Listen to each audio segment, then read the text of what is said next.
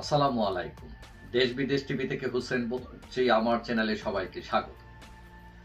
আমাদের গ্রামগঞ্জে দেখবেন যে বাড়ি থাকে লাইনে লাইনে, এবং এক বাড়ির উপর দিয়ে আরেক বাড়ি যাওয়া লাগে, এবং যে বাড়ির উপর দিয়ে আপনাকে যাইতে হবে ওদের কাছে অনেকটা ধরা, যে কিছু হইলে তারা পথ আটকে দিতে পারে, তখন আপনি বাড়িতেই ঢুকতে পারবেন।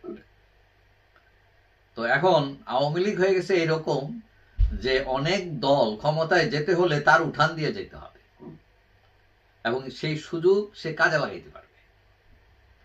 সুতরাং এই যে নির্বাচনের পদধ্বনি ঘটছে, নির্বাচন যখন আসবে বা হবে, তখন ওই আওয়ামী লীগের উঠানি পাড়ি দিয়ে যেতে হবে, এবং এই সব দলের সফলতা ব্যর্থতা নির্ভর করে অনেকটা আওয়ামী লীগের উপর।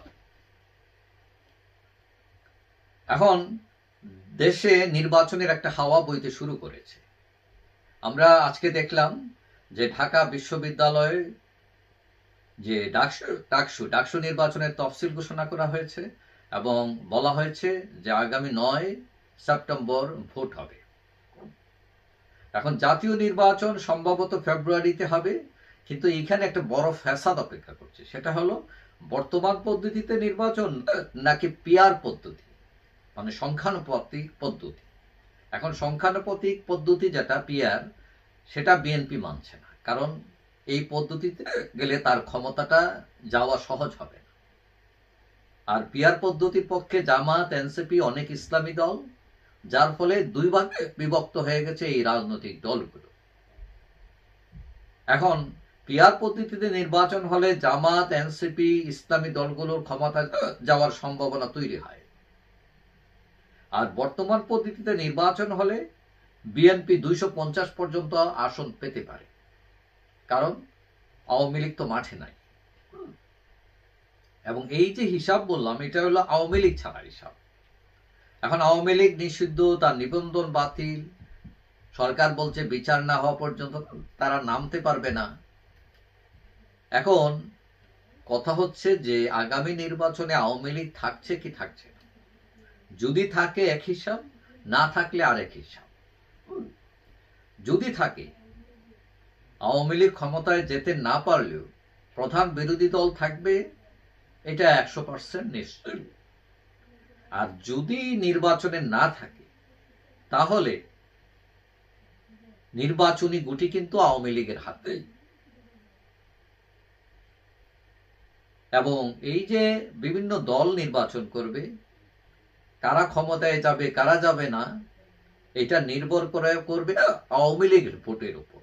আওয়ামী লীগের লোকজন কাকে ভোট দেয়? আওয়ামী লীগের ভোট হচ্ছে 40% ভোট।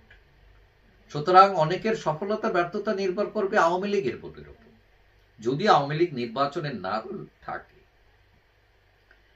এখন যেহেতু আওয়ামী লীগের এত বড় একটা শক্তি, ওই যে বললাম যে বাড়িতে ঢুকতে হলে তার উঠান দিয়ে যেতে হবে, এই উঠানকে ব্যবহার করে আওয়ামী লীগ চাইলে অনেক কিছু করতে পারে, এবং এটা অন্য দলগুলোও জানে। এবং এই জন্য অনেকেই তার কাছে আসবে ঐক্য তৈরি করতে, ক্ষমতায় যেতে। এখন অতীতে বিএনপি আওয়ামী লীগ একসাথে ছিল 90 স্বৈরাচার বিরোধী আন্দোলনে, সেটা আমরা সবাই জানি। এবং পরবর্তীতে 96-তে জামাতের সাথে আওয়ামী লীগের আঁতাত হয়েছিল, সেটাও আমরা জানি। সুতরাং এখন যে শত্রুসুলভ খেলা চলছে, যে আওয়ামী লীগের সবাই শত্রু, কিন্তু নেপথ্যে বন্ধু হওয়াও সময়ের ব্যাপার মাত্র। তবে পিআর পদ্ধতিতে নির্বাচন হলে বিএনপির সাথে আওয়ামী লীগের গোপন জোট হওয়ার সম্ভাবনা সবচেয়ে বেশি। তবে আওয়ামী লীগ ভিন্ন পলিসি নিতে পারে, সে স্বতন্ত্র হিসাবেও নির্বাচন করতে পারে। মোট কথা, ভোটের রাজনীতিতে আওয়ামী লীগ সবচেয়ে বড় ফ্যাক্টর। এখন মুখে বিরোধিতা করলেও ভিতরে ভিতরে অনেকেই কিন্তু আওয়ামী লীগকে কাছে চান, এবং সেটা তাদের নিজের স্বার্থে। বাংলাদেশের রাজনীতি মূলত ক্ষমতা কেন্দ্রিক, মানে ক্ষমতা পাইতে মানে কাপড় খুলতেও রাজি অনেক দল আছে, এবং এইটাকে উপলক্ষ করে এই সুযোগকে কিন্তু আওয়ামী লীগ কাজে লাগাতে পারে, লাগাবে। এবং তখন আওয়ামী লীগকে আটকানো প্রায় অসম্ভব হয়ে যাবে রাজনীতির মাঠে, এবং এটাই হবে বাস্তবতা। কেউ মানে না, নাই মানে। যাই হোক, সবাই ভালো থাকবেন। আশা করি দেখা হবে অন্য কোনো ভিডিওতে ইনশাআল্লাহ।